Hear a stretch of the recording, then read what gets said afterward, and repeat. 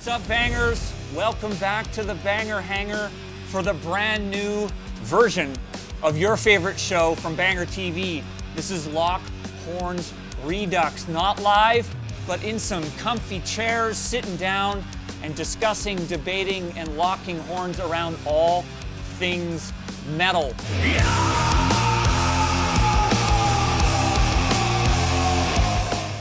Joining me here in the Banger Hangar this time around is my good buddy, Daniel Dekay. How you doing, Sam? I'm good. How are you? Daniel, of course, BangerTV, Exciter, many other talents. Woo. And joining me to my left, very special guest, someone I have not had the chance to meet until today, Phil Rind from Sacred Reich. Pleasure, man. Thanks for having me. Good to meet you. Thanks for coming in.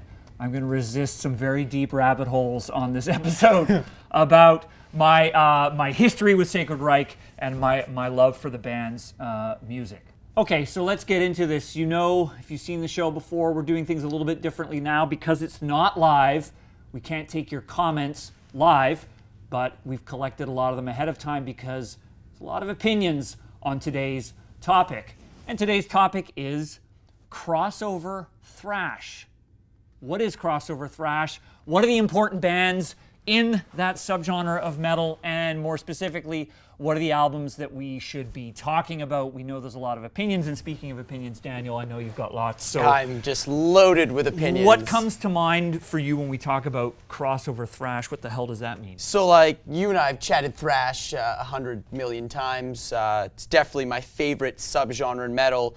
And crossover thrash is, you know, the subgenre that I also have a deep love for because it blends hardcore punk, which I love, with thrash metal, which I love. Yeah. I think it's really cool. It's a genre that has a few different sounds. There's like metallic hardcore versus like crossover thrash. There's the punk metal. There's the hardcore metal. There's who's more thrash. Who, you know, there's a whole world of nonsense. So I think it's going to be important today to get to the bottom of defining what truly is the crossover thrash sound. Are we talking Cro-Mags and DRI, or are we talking Nuclear Assault and Sacred Reich, perhaps? We already need a chalkboard or a Venn diagram. Yes. You're sitting in the room with some pretty deep metal nerds here, Phil, so apologies in advance. But does that mean, that term crossover thrash mean anything to you? You know, I don't know if any of it means anything to me. And I always find it so interesting, all the genres, subgenres. Like when we stopped playing around 96, I pretty much checked out. And then, you know, I come back and there's death metal and melodic death metal and symphonic. And I'm like, what's metalcore? What are I'm looking for guideposts. Because I don't know what any of this stuff means. I know what it sounds like, and that's all that really matters to me. Yeah. But I understand that people love to debate this stuff. And I'm just here, I'm going to enjoy this because I don't have any idea what any of this stuff really means. Like, what is crossover thrash? Like, Cro-Mags always come to mind to me. But are the Cro-Mags thrash? Or are they just like they're a hardcore band? Right. Yeah.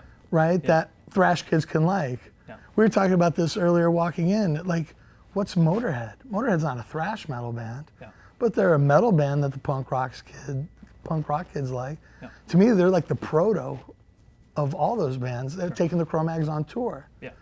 So, you know, are we crossover thrash? I mean, our first record's a thrash record. Yeah. We always had like a punk rock attitude, lyrically, influenced by bands like MDC, DRI, Corrosion. Yeah. But we were never a punk rock band. So I don't know what any of it means. I just know it sounds good to me. That's okay. That's your job. Our job is to sit here and talk about it. Yeah, I think it's so interesting, though. Yeah. Well, I'm glad you mentioned those influences because I was curious to talk to you about that. You know, I was listening to your new record as well as some of the earlier records leading up to today's conversation, and I was curious. I'm sure you get asked all the time, like where your influences were coming from in those early days, and it sounds like it was a bit of metal, but it was a bit of punk. Well, I mean, musically, it was just Slayer and Metallica. I mean, if you listen to our stuff, it sounds like Slayer, you know, at our best. We were trying to rip off Slayer and Metallica. Even on the new record, there's a song called Manifest Reality, and we're like, hey, do the Hell Awaits part. There's a Hell Awaits drum part, and then there's a Metallica part. I'm like, it doesn't get better than that. Like if people used to say, oh, it sounds like Slayer, I'm like, that's the greatest compliment you could ever give us. Yeah. But lyrically, I was always more interested in stuff like Corrosion, TRI, MDC was a big one, Bad Brains, something with something to say. I said, if you have an opportunity to say something, why not say something? I think it makes your music more meaningful and more heavy. Like the music is the hammer and the lyrics are the nail. You may not know this, but you may have just defined it for us, because as you know, the music was coming from the metal side, and the lyrical influence coming a bit more from the politically motivated, punk sounds of the day, bands that had something to say. So yeah, your job is just to make fucking great music. Our job is to argue about it, and I know there's a lot more gold in them hills, but we'll resist it. I want to hear what everyone else has to say. So Thrash Maniac 99 is here, as always, who says, I would say in short terms, that is, that it's the combination of thrash metal and hardcore punk. As for what from each does this subgenre utilize? I would say it utilizes the vocal approach and lyrical themes of hardcore, and mixes it with the heaviness of songwriting and thrash. So you thought you did. I like this guy. Yeah, you guys, did you throw him this stuff? Kindred spirit. Yeah, there you go. How did crossover thrash become a thing? It came from bands who embraced punk and metal into their music and united the fan bases that were fighting each other during some shows with hardcore and metal bands playing together. I was at those shows in Victoria. They were sometimes fucking crazy when punks and metalheads didn't actually know what it was like to be in the same room together. Anyway, different story. Mystic Mind Analysis writes, crossover thrash is thrash metal that tends to borrow heavily from punk rock sensibilities, being simple, straightforward, with more shouting vocals and short song lengths. While I can't pinpoint the origins, the bands that spring to mind that define the genre are Municipal Waste, Gamma Bomb, and Nervosa, more modern bands, Super I modern, suppose. Water Drinker says crossover is the real fusion between metal and hardcore punk. I don't know why metalcore and deathcore got the fame of having hardcore in it. Not sure if that's fame. Anyway, that's my bit. When all I hear most of the time is influences from Swedish death metal and new metal with mixed results. If you mix Slayer and Bad Brains, you get something like Nuclear Assault, not Whitechapel. That's a good point. Jaybird Wed Better writes, crossover was the amalgamation of punk and metal. It probably started with a photo, the photos of Cliff Burton wearing Misfits shirts, James wearing GBH shirts. This allowed the headbangers to check out punk bands. These bands gained a new fan base, then tweaked their sound accordingly. Let's just stop. That's a very cool comment. Stop there. Yeah. That's a great comment. It's interesting. I was always a thrash guy. I was a metalhead. I wasn't a punk. Growing up, I didn't listen to punk records really at all until much later I got into them. And I'll never forget flipping over Master of Puppets and seeing 2 Misfits shirts on the back of Master of Puppets. Right. So I think that's a wicked comment. And Jeff Hanneman, of course, was These are our really, thrash gods, yeah. and they're repping, they're repping old school punk bands. It was like the hall pass to be allowed to listen to those bands for me. So why wasn't it the other way around for you? It was more the metal of punk. I mean, I know I'm simplifying thing and it's hard, but it was the lyrics more of punk and the sound of metal, not the other way around. Well, I came from metal, right? Yeah. So I liked Rush and Judas Priest and Black Sabbath and Iron Maiden and Scorpions. And then my friend Bill Parks came back from Michigan one summer with Kill 'Em All. And I was like, wow. And I had a friend named Jeff Nelson growing up, and he always liked punk rock. He'd play me GBH, Discharge, all this stuff. I'm like, nah. He's like, what? I'm like, nah. And then he played me DRI. And I'm like, yeah. He goes, that? Yeah. He goes, of all the stuff I played for you, that? I'm like, yeah, that. So, I always appreciated the musicianship in metal, right? Yeah. And the attitude about punk, don't give a shit, just more maybe politically motivated lyrically or socially. And just the attitude, there was no bullshit. And that's where the thrash thing comes from too, just jeans and a t-shirt. So I think thrash already kind of had the same aesthetic as punk. Yeah. And I think a lot of punk bands got more metal as they went on. They became more accomplished players. Mm-hmm. So I think that's where a lot of that crossover thing kind of happened. If you take a band like TRI, who was a punk rock band, who became more thrashy, as they got more into their instruments. And then you can take, metal bands that got more punky attitude-wise. Yeah. If you think about Slayer, always had a punk rock attitude. Yeah. So there's a lot of, that's the whole term is crossover, right? For sure. So it's like, where do those things intersect? Yeah. They intersect musically, lyrically, aesthetically, attitude. So, and there's a lot of mingling both ways, right? Yeah.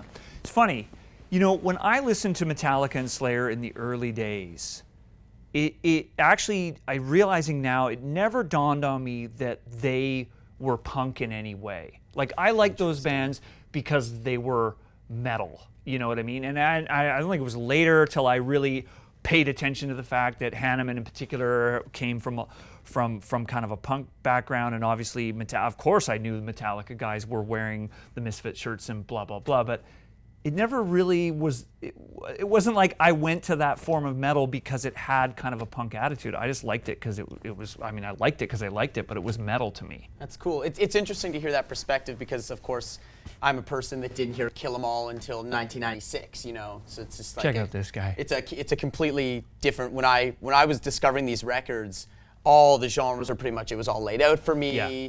and, then there was some movie that came out where there was a heavy metal family tree yeah. that I could reference, and Heard of it. it was all pretty much laid out for me. So for me to discover D.O.A was a really easy thing for me to discover because Right. as soon as I got into Metallica, it was like albums that might interest you. Right. It's just Right. just like it's a totally different experience listening to music in the 90s and early 2000s for the first time when this stuff came out in the 80s. Yeah. Before we started filming, I was sharing a story with you when I saw you guys for the first time, which was in November 1990 in Victoria, BC. And I remember, there being a bit of chaos at the show, and it made me, what it reminded me of is that in those very early days, like, metalheads and punks were going to those shows, and I've talked about it elsewhere, they were fucking crazy shows. Like, they were violent and shit was getting destroyed. And I've asked people, like, why was this going on? And people were saying, well, it was brand new and people didn't know what to do. Yeah, there was no word. Like when people started saying mosh, I go, mosh, what's that?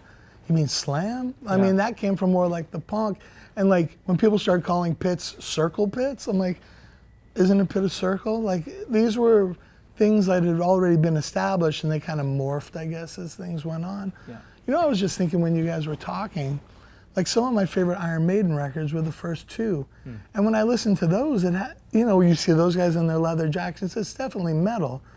And I know Steve Harris is on record saying we didn't like punk, but it had so much of that. It had so much of that feel though to it. Like a lot of that, like Charlotte the Harlot, and it had like a vibrancy, and a newness. I mean, I may just be projecting onto it. But I feel it. 100%. If you didn't think it was punk yet, I mean, you throw Paul Di'Anno on top of that, and is like basically a punk rock singer.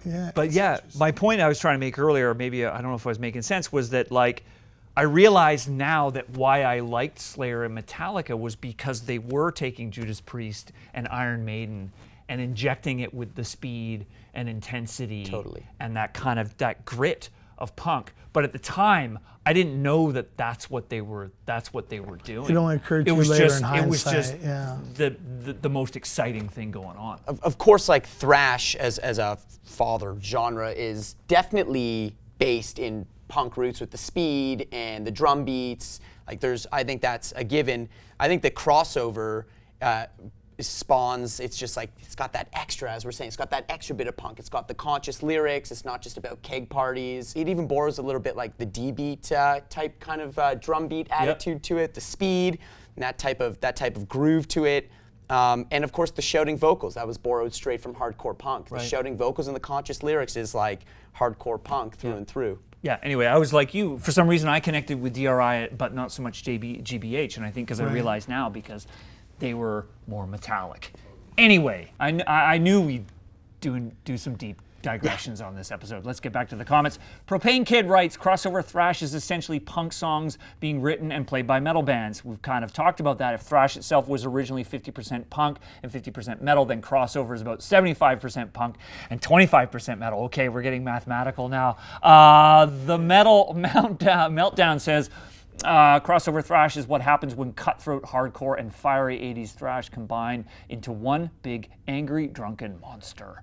While thrash definitely takes influence from some punk, crossover is the true bridging point of the two genres. It's worth noting, though, that a lot of crossover aesthetically has more in common with hardcore, hence why a band like Suicidal Tendencies would nowadays do more shows with Sick of It All and Pennywise than they would with Crater and Testament. I think I understand that. I think I get that too.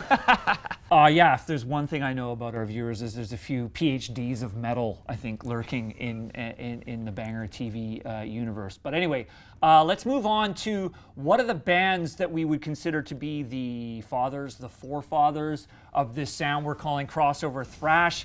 Where Next to Conquer says, first thing that comes to mind when I think crossover thrash is You Can't Bring Me Down. Nuclear Assault, D.O.A, S.O.D, Carnivore, etc. All classics. And Jason Morris says, such a wonderful first wave with No Mercy, Cryptic Slaughter, Spastic Blur, Excel, Lawnmower, Death, The Accused, Carnivore, Angkor Wat, AMQA, Beyond Possession, Insecticide, Ludicrous,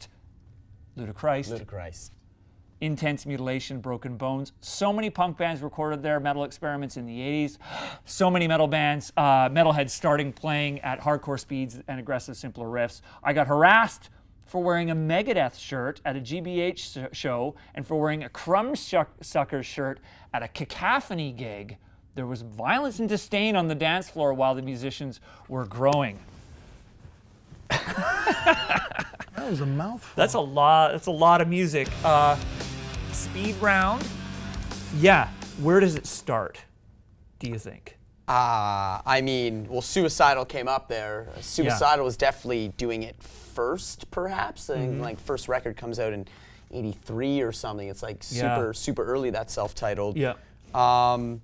I think Suicidal is a super important band. I think that most people would bring that band up when talking about the old school stuff. Sure. For me, being the more metal guy, though, like I like the more metallic sounding bands. So like S.O.D. for me is a very important band in the genre.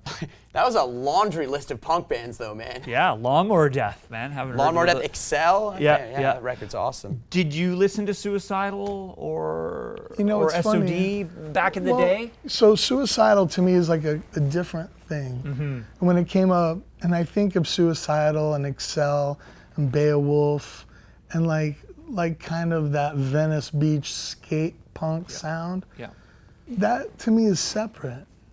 Yeah. That to me is more skate driven. Yeah. Does it have its place and can you make an argument for it? Absolutely.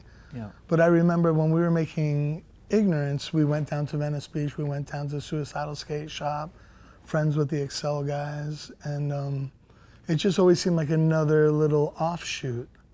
And it had its own particular thing, and it seemed, to me, a guy that doesn't skate seemed very exotic and beachy and bandana-y and like a whole different like vibe I thought was real cool. Yeah. S.O.D, we used to cover a couple S.O.D songs. And it's interesting now listening back and lyrically it's quite embarrassing, you know. Yeah. But there, we used to do United Forces and Freddy Krueger. Right. Cool. Yeah. And Freddy Krueger we ripped off lyrically for Rest in Peace, you know, about nightmare songs. And then United Forces I think is good. You know, when you hear Speak English or Die now, it's pretty cringy. Yeah. Yeah. But musically, you know, I think it inspired a lot of people. It's interesting what you say about Suicidal feeling more skate, and you know, maybe I didn't think of it that way, but I would agree. I mean, maybe jumping the gun here, but D.O.A for me is, you know, got to put a flag somewhere. Corrosion for me. Corrosion, yeah. I mean, D.O.A was interesting because they were pretty punk on those early albums, those very early albums. Super fast songs like 36 seconds, you know, like I remember that first record. I can't remember how many songs it had on it. On the then Dirty Rotten LP. yeah, it's right. ridiculous. But then, you know, by 87, I needed to remind myself of the date with Crossover. They do Crossover. Yeah, totally. And, So- and Four of a Kind as well, and Thrash Zone. of like, course. They totally evolve into, I think, you can't deny their importance in the genre of crossover. But yeah, it doesn't. They start out a lot more on the hardcore and punk side for sure. Yeah, and then gradually get more metallic, and they were kind of like, they were in that meeting zone. It felt Yeah, between definitely. the skaters and the punks and the metalheads at that time. Right. I think on the topic of Suicidal, though, that I think by the third record, when Rocky joins the band, I think it really, they kind of substantiate themselves with having a huge thrash influence. Like the riffing changes, basically. It's, you know, you change guitar players, and third record comes, and it's metal riffs, it's thrash riffs, and it's still got Mike doing the the thing on top. For sure. There's got to be a name for that move. I don't know. It's the mirror. The mirror, exactly.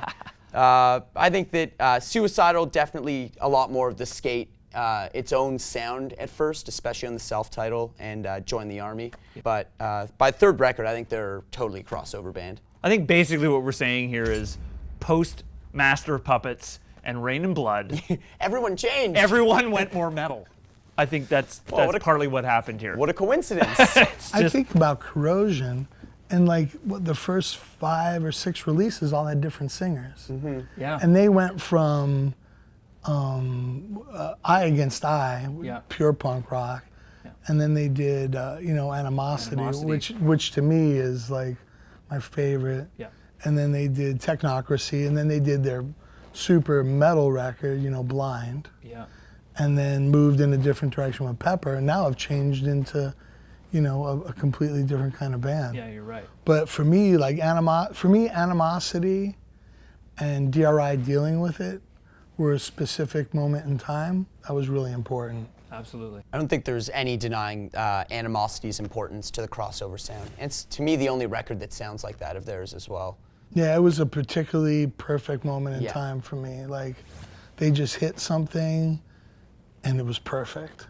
All right, so we've talked a little Suicidal, we've talked a little DRI, COC. These are all clearly important bands in the early years of crossover thrash. But Thrash Maniac 99 is back at it, and he brings up a band we haven't talked about that yet. The most raw band of this subgenre is The Accused from Washington State. Their splatter and gore-infested lyrics help set a template for death metal. That's interesting. I never thought about that connection. And gore grind bands to take those lyrics and make them more extreme, whereas The Accused did it in more of a comic book way.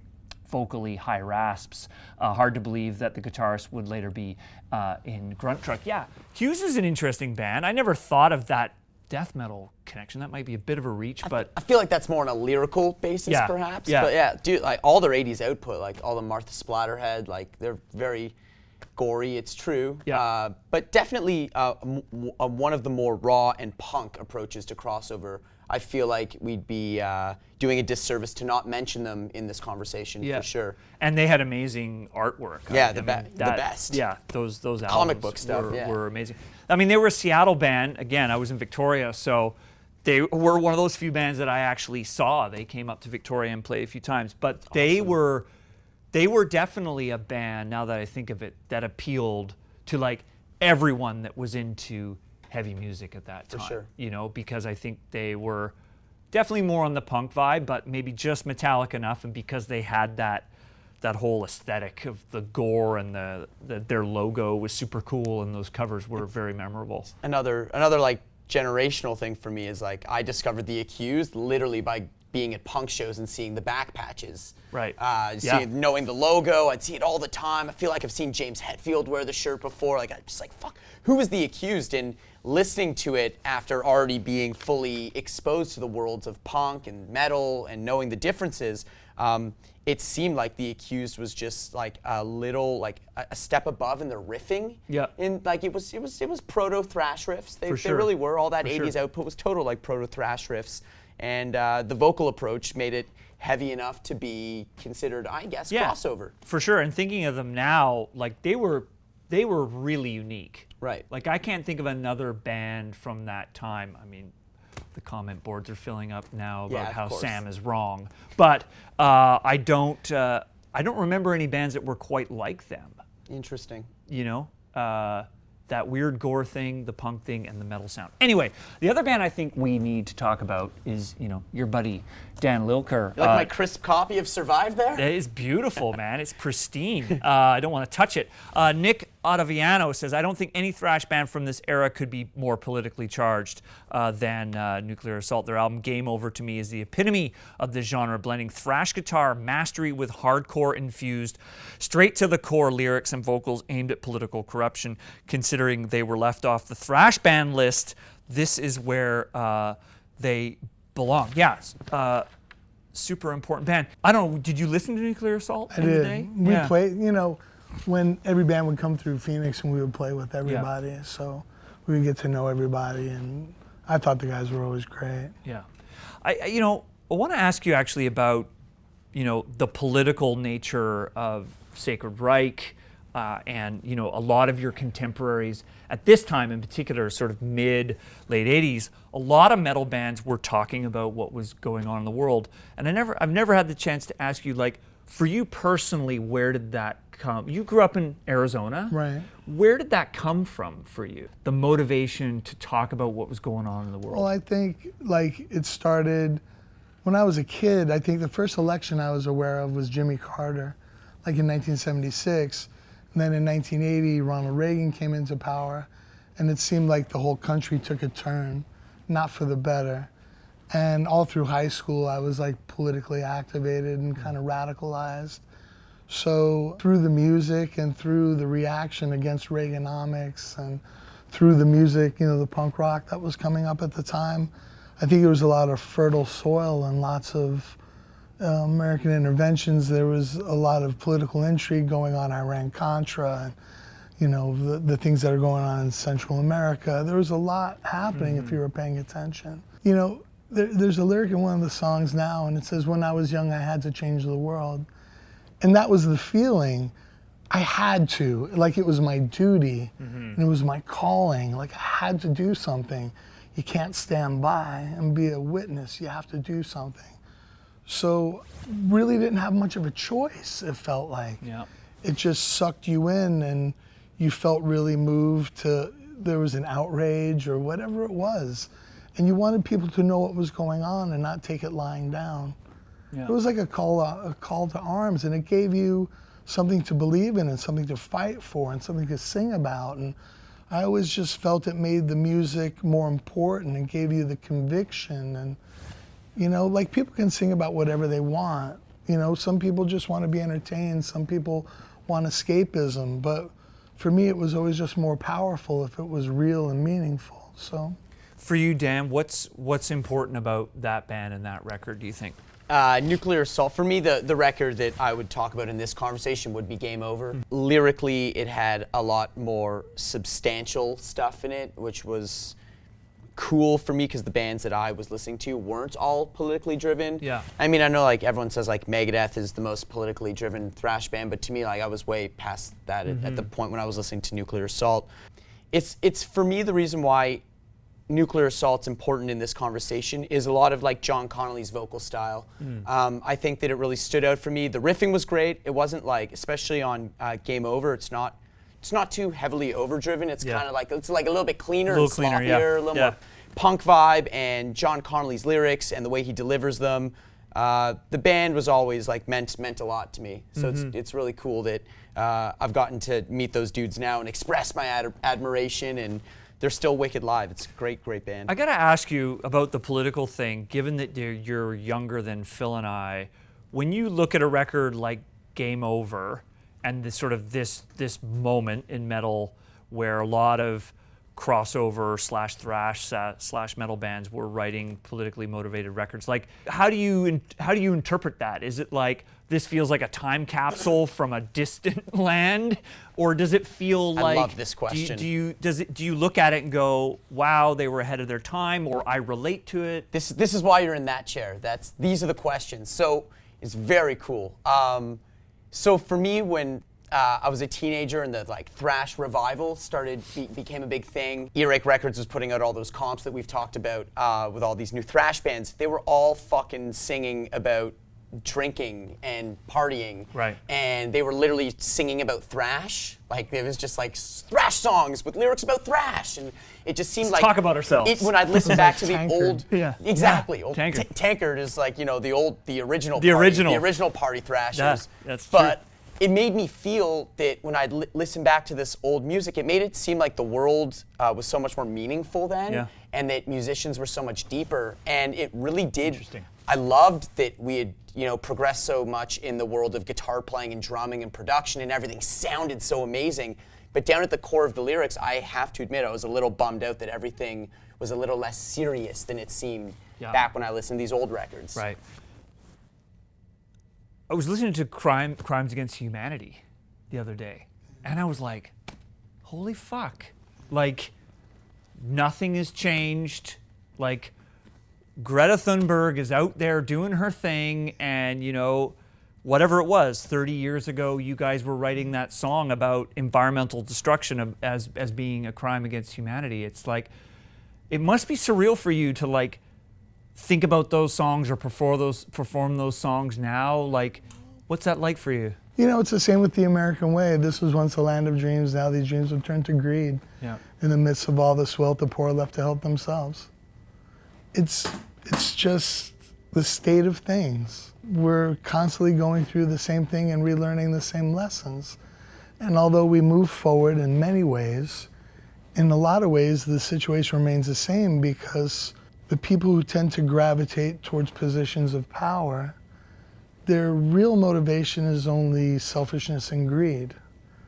So this is why we have ecological problems. This is why we have a discrepancy between the poor and the mega rich, is because the people who run these, the chemical companies or the fuel companies, they don't care what's going to happen. They just care about making their profits. Yeah. The people who are super wealthy and trying to avoid paying taxes, who are worth billions and billions and billions of dollars, it can never be enough for them. Their addiction is greed. Sarah Silverman said something once when she was working on the Larry Sanders Show. They said it would be as if you took a pile of cocaine and set it down in front of 3 cocaine-addicted people and said, distribute this equally amongst everyone you know. It's not going to happen. And it's the same with money and power. Mm-hmm. They will never give up their share, and what they have will never be enough. Yeah. And we're talking about hundreds of billions of dollars. It's obscene, and it's bad for the economy. Think about this planet that we live on, that is plenty enough to provide for every man, woman, and child on the planet. But still, people want to hoard it. How much food do we throw away? And how many starving people? Yeah. How many empty homes are out there, and how many homeless people? It's because people just don't care. And I think that's maybe the most important reason why we're doing this episode, is because this is actually the one we get into this bubble of like guitar tone, vocal approach. Yes. Double bass, kick drum, blah blah blah.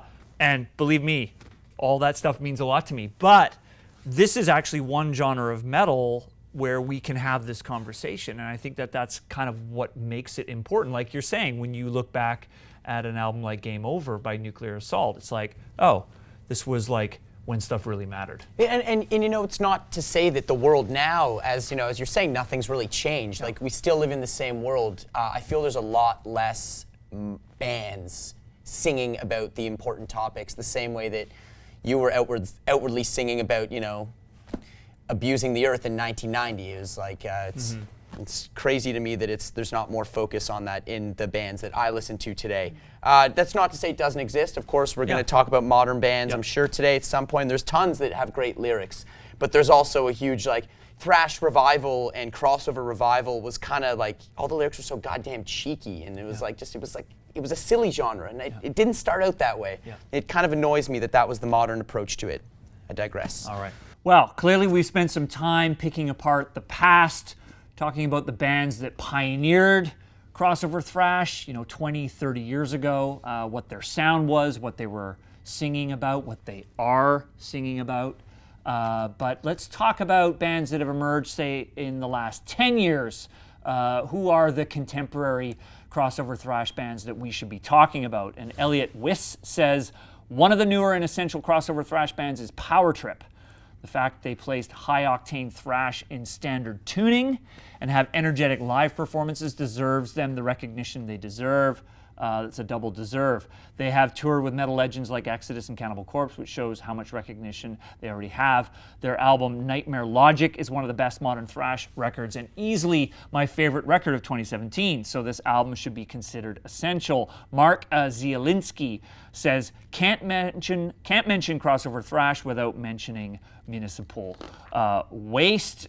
We've got Dr. Feelgood, PhD, who says, can't have crossover thrash without Toxic Holocaust. An Overdose of Death is perhaps the largest and most popular crossover album out there. There's mentions of Enforced, Iron Reagan, etc. Dan, what do you make sense of all of sort of this generation of bands I just mentioned? So the Power Trip comment is super, the standard tuning. That's something we didn't even talk about, which I think is of note. I think that was a big punk influence. Was that they were playing in standard tuning, and versus a lot of metal bands were at least fucking with half step down, if not just playing in D. So I think it's pretty cool that a band like Power Trip has broken into the thrash world and created such a wave playing in standard tuning, which is something that I do mention to Riley, the singer, when Banger did an interview back in the day on the second record. Is the overall sound of the band a product of everyone liking such a diverse type of music, or does everyone just really bring their own unique style? What is the makeup of it? I think it's both, to be honest, because Chris and I are still really into punk, and Chris especially still plays in a lot of punk bands and stuff like that. And we have this rule that we've always had, which is no double bass on the drums. Let's keep it very rock and roll, I guess, sort of traditional. And Blake and Chris and I still, all three of us, have very diverse music tastes. But I think the one thing that sort of brings us all together is that we still really like a good riff and a good pop song, a well-written song. So, coming into this album, it was, how do we make this album catchier? For me, anyway, it was like, lyrically, it was like, how can I make this album catchier without losing a lot of like lyrical substance, sort of like without losing maybe the point I'm trying to get across. I don't think anything is off the table in terms of what would like influence us, but I think there is some sort of limit to our sound. I want to keep it very primal and simplistic. I wanted to do something that was catchy and fun, and if you weren't moshing and stage diving, you'd want to be singing along or headbanging. Power Trip, they rule. There's breakdowns, there's hardcore vocals. That is a crossover band for sure. Iron Reagan, they're the best. Sacred Reich split with Iron Reagan, toured with Iron Reagan. I'm sure you can speak to them. And Enforced too. And Enforced was on that bill too, which Enforced are great. They're mentioned here as well. Yeah, great up and comers. Municipal Waste, I think in the beginning is a lot more crossover, and then they become more like the party thrash band that they're known to be, but in the big, like first two records specifically are super crossover. Those are your big ones for the big popular ones right now. Interesting. Phil, what's it like to share the stage with these bands? I think it's cool. I like Power Trip a lot. When I heard Nightmare Logic run, it actually reminded me a lot of Hello 8's production-wise. Right. With the reverb and those sounds reminded me a lot of Hello 8's. I like the guys. When I see them play live, it reminds me of that period of time, because I always describe it as when it was the most important thing in the world, when we were all very young, before families, before other things came in. you felt like you were in a gang and it was like you against everybody. And you know, when I saw Slayer on their early tours, Metallica on their early tours, I always had that feeling. Like it was just the most important thing that could ever possibly be. When I see those guys, I get the feeling from them the same. So I appreciate it. Iron Reagan, I dig, you know, super killer guys. I think they're super fun. They check a lot of those boxes, you know what I mean? I should know this. Standard tuning, Sacred Reich? Where are E you guys? E flat. E flat. Yeah. It's just for my crappy voice, but it's okay. But, you know, it's funny. People tune down to D or down to C. Yeah. And everything sounds heavy. I'm like, it's cheating. Yeah. Like, I feel like it's cheating, but do whatever the hell you want. It's not my business. You know, I took my kids years and years ago to see Municipal Waste. They sounded like DRI a lot to me, you know? Yeah. And I was like, I took my kids, I'm like, you should go see them. They're, you know, a younger band. And I don't know, from a historical perspective, Daniel, it feels like kind of like this particular spirit of crossover thrash, which we were talking about in relation to the early bands, was a thing, kind of went away and then it kind of came back. I mean, is that your sense of it as well? Yeah, I think that the thrash genre in general, if we can, you know, go to the big subgenre, I think it got a little saturated in the 90s to a point where, I hate to say it, but it was people were like making a joke of it, and that's when a lot of the more extreme stuff started to emerge. And I feel like really for a long time thrash got written off and bands weren't making thrash records, and there was a lot of extreme music happening. And then when I was in high school, there was a clear reemergence of bullet belts and high tops and like all these dudes with like flip baseball caps, and you got to give props to bands like Municipal Waste, who made that kind of music cool again amongst a young generation. And it has a lot to do, I think, with their amazing energetic shows and the fun songwriting and short snappy songs with, you know, hilarious lyrics. I think the band is incredible, and I give them a lot of credit for injecting a lot of life into that genre for a whole new generation. I don't know. For me, I know I'm getting older when a style of music kind of comes around, and it's like I never thought that a lot of this stuff would survive, and let alone like come back in a similar but slightly different form. You know what I mean? Yeah, we played, I don't remember, it was several years ago. We played our first show in Los Angeles in quite a long time. And I went out front to meet some friends, and I saw a bunch of 16, 17-year-old kids with tight jeans, bullet belts, white high tops, their hats flipped up. I'm like, it's 1986. Yeah. What is going on? But it was great, you know. Yeah. You know, and I think those kids too, they may latch on to Municipal Waste and they want to go back and see where it came from, you know. So I felt for a long time I was born too late, right? Like, I miss Black Sabbath, I miss all this stuff. So maybe kids have that feeling now too. You know, That's I a wish good I point. could have been around when Kill 'Em All came out, or Totally. you know, Hell Awaits, or. It's so true. I think regardless of what year you were born, you do always feel like you were a few years behind Yeah, you something. missed the wished cool you were stuff. there when something actually hit. You know what I mean? Also, like, I think like a band like Municipal Waste is been around for a long time at this point. There are even more modern bands that are doing it. There's this band called Foreseen from Finland that are doing it. They're amazing. We said Enforced, they're a lot newer. There's a band who's recently come back. There's this band called Iron Age, also from Texas. High Command, More Gold off of Southern Lord. And these are all like much newer bands that are undeniably crossover. It's hardcore and thrash meeting at that perfect middle ground. Well, here's a good comment. I think it sort of connects to everything we're talking about here. Water Drinker says, crossover seems to be having a little bit of a comeback lately with bands like Power Trip and High Command breathing some fresh air into the genre, although both bands are decidedly more thrash than punk. Also, the return of Sacred Reich. I don't know if this will become a full-blown worldwide revival like we saw in the thrash scene in the late 2000s, but I'm intrigued to see whatever comes of it. I didn't know there was a full-blown revival, but anyway. He's like in the room with us right now. Like, are you sure these aren't live comments? Yeah. With the new record for you guys, like, were you taking cues from any of these younger bands at all, or were you tapping into the spirit that was there in the mid to late 80s, or? Well, I will say one thing. So I'll listen to Power Trip, and I remember listening to it, and it inspired me to go write some music. And I told those guys that Executioner's Tax inspired a song called Killing Machine on the new record. And it doesn't, and if you listen to them, it's more of a vibe thing. Yeah. You know, more of like just a driving thing. But it definitely did, and I told Riley and Blake, I'm like, dude, that song inspired this other song. But we're pretty insular, and the songs just kind of pop in your head, and then you just try to play what you hear. Well, I was watching an interview that you did earlier this year, I think, and you were saying, you know, the gap in between, you know, the previous record and this one, it's just the songs needed to come. And I guess the songs don't always come, right? Right. Yeah, I mean, for me, that's just by my experience. For other people, it may be different. Yeah. I've sat down and tried to write, and it just wasn't happening. Like, it has to happen. Yeah. Hopefully, and it's worthwhile. Hopefully, people like it. But you never know. You just never know. You just write the best.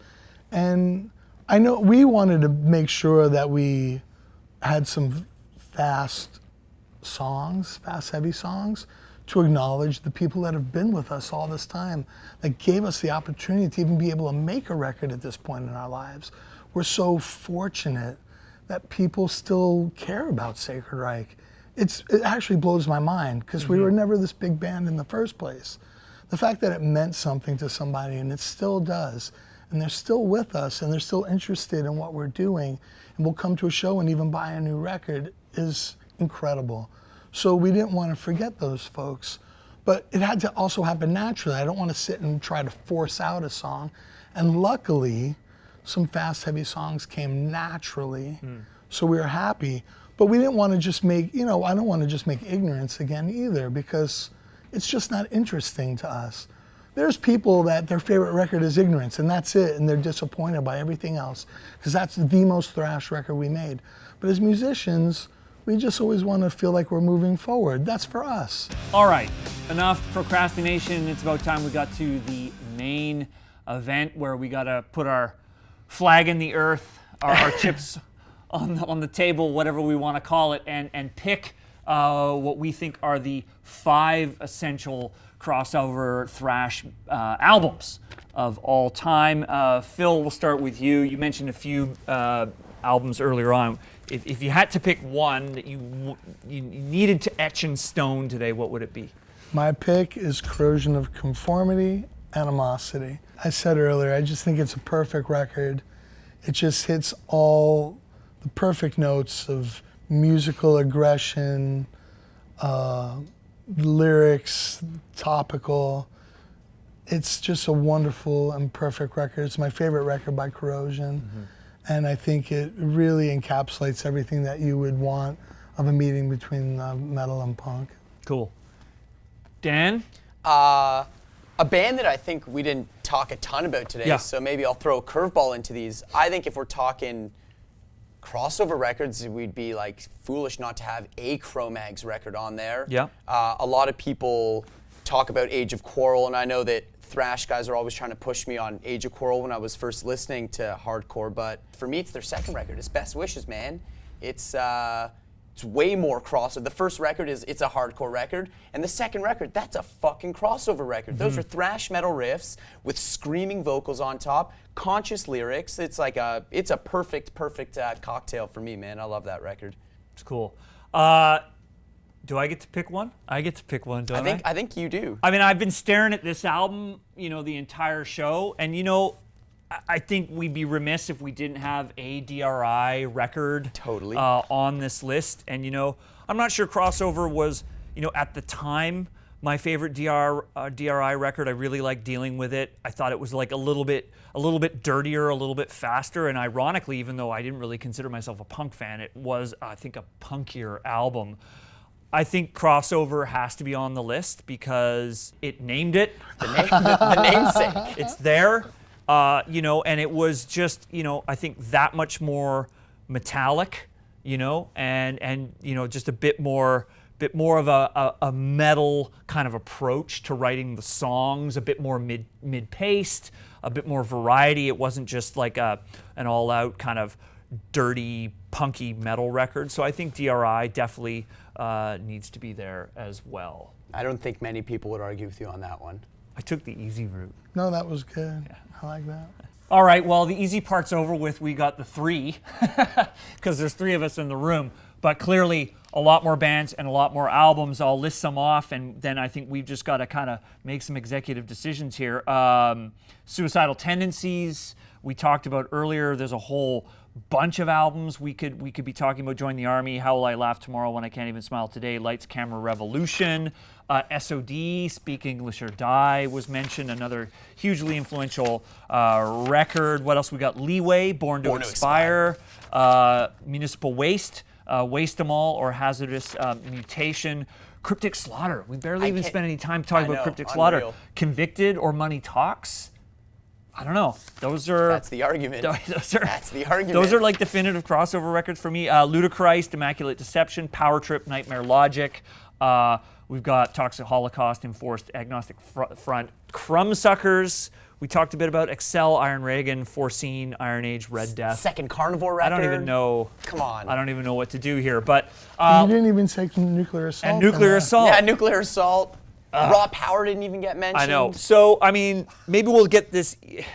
I don't know. Do we I go? brought the LP, man. Do we need to have Didn't get mentioned. two more contemporary bands to round out the 5? So- or how do you think we should do this? We're sitting with 3 pretty old school records on there. We are. Should we try to? For me, if there's a contemporary record, I think we can all agree. Like Nightmare Logic. There's lots of new bands. Yep. But we generally, with Lockhorns, we kept a lot of the new bands off of our lists until there was some proving grounds to be made. Yeah. I think that Power Trip has smashed all expectations with that second record. Yeah. If you asked me if I thought they deserved to be on the list for definitive crossover records, and we're doing modern stuff, fuck yeah. Yeah, I That don't is think that is a fuck yeah for me. I don't think a lot of people would disagree with you.